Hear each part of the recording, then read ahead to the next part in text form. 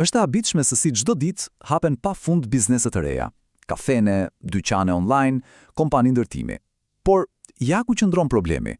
Shumë prej tyre dështojnë thjesht sepse nuk dinë si të duken profesionalisht, dhe pikërisht këtu hyn në lojë ky material shpjegues.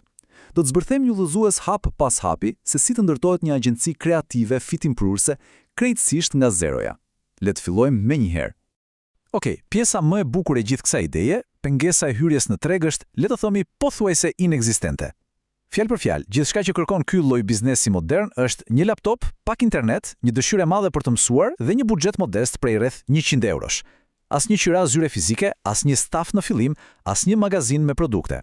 Është një nga ato raste të rralla ku aftësia e fituar rrit vlerën financiare çdo ditë dhe gjithçka bëhet nga komoditeti i dhomës së ndënjes për klientë që ndodhen kudo në botë. Tani, le të ndalemi pak këtu, sepse ky është ndryshimi thelbësor i gjithë lojës. Dizajni grafik nuk është thjesht të bëjmë gjëra të bukura. Nëse shihet kështu, është thjesht një hobi amatoresk. Profesionistët e shohin krejt ndryshe, si komunikim vizual dhe strategji të mirëfillt biznesi. Pra, qëllimi nuk është një estetik për t'u vendosur në kornizë, qëllimi është të kapet vëmendja, të ndërtohet ai besimi pa lëkundur dhe, mbi të gjitha, të ndikohet drejt për drejt në vendimet e blerjes nga konsumatori. Kaq e thjesht. Në këtë shpjegues do të ndjekim këtë rrugtim. Së pari, kalimi nga arti te strategjia. Së dyti, shërbimet bazë për fillestarët. Pastaj, hapat praktik, krijimi i portfolios bashkë me gjetjen e klientëve dhe në fund, potenciali financiar si dhe rreziqet. Le të kalojmë te seksioni i parë, nga arti tek strategjia. Ka një shprehje fantastike në burimet që po analizojmë, dizajni nuk është art personal, është strategji biznesi, dhe kjo godet fiks në shenjë. Në ekonominë e sotme, pamja vizuale nuk është një luks që mund të injorohet, është vetë marketingu. Një logo e keqe mund ta bëjë biznesin më të shkëlqyer të duket sikur menaxhohet nga fëmijë, ndërsa një branding i kuruar mirë, ai e kthen një dyqan të sapo hapur në një mark premium brenda natës. E gjithë kjo na çon te një pyetje thelbësore që ndan amatorët nga profesionistët. Pyetja nuk është a duket bukur kjo, por çfarë duhet të ndjejë klienti kur të ekspozohet ndaj këtij vizuali. Këtu ndryshon gjithçka. Fokusi hiqet nga egoja e krijuesit dhe vendoset ekskluzivisht te impakti emocional. Dizajni bëhet fjalë për fjalë mjeti me të cilin orkestrohet perceptimi i audiencës. Kjo na sjell natyrshëm te seksioni i dytë, shërbimet bazë për fillestarët. Cili është gabimi më klasik kur fillohet diçka e re? Përpjekja për të bërë gjithçka menjëherë. Materialet theksojnë se zgjidhja është një fokus i hekurt në 4 shtylla thelbësore. Së pari, logoja, që është vetë fytyra e biznesit. Së dyti, dizajni për rrjetet sociale, pra se si duket një entitet online. Së treti, branding, që krijon ndjesim përmes ngjyrave dhe tipografisë. Dhe fundit, materialet e marketingut, si menut apo posterat. Zotërimi i këtyre të katërtave e fiton lojën.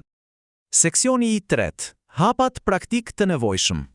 Mirë, po si ai niset praktikisht kësaj pune? Udhërrëfyesi sugjeron të fillohet lehtë me platforma miqësore si Canva, përpara se të kalohet te përbindëshet e industrisë si Photoshop apo Illustrator. Por kujdes, ka një rregull të artë këtu. Mjetet teknologjike mbeten gjithmonë dytësore. Asnjë software, sa do i shtrenjtë të jetë, nuk e zëvendëson dot aftësinë për të menduar. Mendimi kreativ vjen gjithmonë para kompjuterit. Për më tepër, dhe kjo është absolutisht jetike, pa kuptuar teorinë thelbësore. Po flasim për gjëra si kontrasti, hierarkia vizuale apo psikologjia e ngjyrave, dizajni do të duket gjithmonë amator. Përvetësimi i kësaj teorie është si të mësohet alfabeti para se të shkruhet një roman. Është fiks dallimi mes një pune të rëndomtë dhe një vizuali që u lëret cilësi e lartë. Dhe pastaj vjen pjesa që fatkeqësisht shumë e neglizhojnë, komunikimi. Një aftësi teknike yll nuk ka asnjë vlerë nëse mungon aftësia për të komunikuar qartë. Besojeni ose jo, projektet dështojnë zakonisht jo sepse mungon talenti, por sepse askush nuk dëgjon vërtet. Profesionistët e vërtet bëjnë pyetje të zgjuara, kuptojnë çfarë nevojash reale ka ai biznes dhe e marrin vetë në dorë timonin duke e udhëhequr procesin me vetbesim. Le të vazhdojmë me seksionin e katërt, krijimi i portofolios dhe klientët. Sfida e përjetshme çdo fillimi. Nuk ka klient pa pasur eksperiencë dhe s'ka eksperiencë pa pasur klient. Si dilet nga ky rreth vicioz? Zgjidhja burimore sugjeron diçka shumë gjenjale: krijimin e projekteve imagjinare. Për shembull, ridizajnimin e imazhit të atij restoranti të lagjes, edhe pa i pyetur fare ata. E vërteta është që një portofolio nuk është një pasqyrë bankare që tregon faturat e kaluara. Është thjesht prova bindëse që ekziston aftësia për të zgjidhur një problem vizual. Dhe kur vjen puna te gjetja e klientëve, prezantimet e thata si "përshëndetje, unë bëj dizajn" zakonisht përfundojnë në koshin e plerave digjitale. Strategjia fituese kërkon të ofrohet vlerë paraprakisht. Nëse dikujt i dërgohet një ide para krijuar për të përmirësuar faqen e tyre, kontrasti mes kësaj dhe një oferte boshe është si dita me natën. Kjo qasje proaktive ngjall interes absolutisht të menjëhershëm. Seksioni 5 dhe i fundit, potenciali financiar dhe rreziqet. Tani, le të flasim pak për shifrat, sepse të dhënat këtu tregojnë një rrugëtim tepër interesant.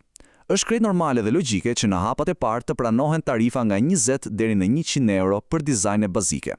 Por, prisni, sapo të fillojë të ndërtohet besimi dhe reputacioni, bam, tarifat për punë komplekse si një identitet i plot marke ka përcen në mijëra euro. Pse ndodh kjo? Sepse në atë nivel nuk paguhet më numri orëve të shpenzuara, paguhet mendimi strategjik dhe impakti drejt për drejt në rritjen e shitjeve të atij biznesi. Sigurisht, nuk jemi këtu për të shitur përralla. Çdo industri ka barierat e saj dhe ky treg nuk bën përjashtim. Megjithëse kostoja për të filluar është kaq e ulët, konkurenca është me një fjalë masive. Puna me klientë të cilët vetë nuk janë të qartë se çfarë duan është një realitet i përditshëm. Pa përmendur rreziqet si perfeksionizmi ekstrem, që shpesh është thjesht frika e gjykimit të maskuar, apo raskapitja totale kreative.